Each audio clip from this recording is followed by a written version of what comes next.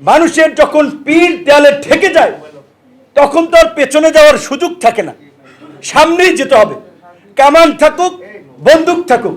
আজকে এই জুলাই গণ অভ্যুত্থানে যখন মানুষ দেখেছে বাড়ির ছাদ থেকে পশুর মতো গুলি করে মানুষ মারছে, হেলিকপ্টার থেকে মানুষ মারছে, মানুষের বিবেক, মানুষ এটা মেনে নিতে পারে নাই।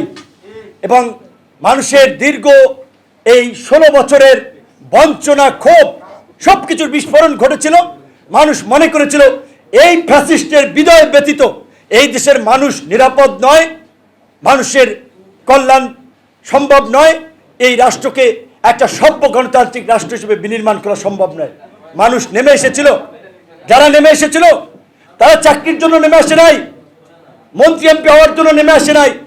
আপনারা জানেন যারা মারা গিয়েছে তার মধ্যে প্রায় আপনার শখানেকের মতো আছে শিশু, প্রায় 400-র মতো আছে সাধারণ একেবারেই শ্রমজীবী, হকার, ড্রাইভার, এই রকমের শ্রমিক ক্যাটাগরির মানুষ, উল্লেখযোগ্য সংখ্যক ছাত্র, যুবক, তরুণ, তারা তাদের বিবেকের তাড়নায় ওই প্রতিবাদে সামিল হয়েছিল। আর দুঃখজনক, সেটাকে পুঁজি করে ওই আওয়ামী লীগের মুক্তিযুদ্ধের এককেন্দ্রিক বয়ানের মতোই এই জুলাইয়ের পরে আমরা দেখেছি আরেকটা এককেন্দ্রিক বয়ান তৈরি করে অন্যদেরকে মাইনাস করে আপনার কিভাবে আপনার রাষ্ট্রীয়ভাবে তারা রাজনীতির নামে কিংস পার্টি গঠন করেছে, যার দায় ডক্টর ইউনূস এবং তার উপদেষ্টা পরিষদ এড়াতে পারে না।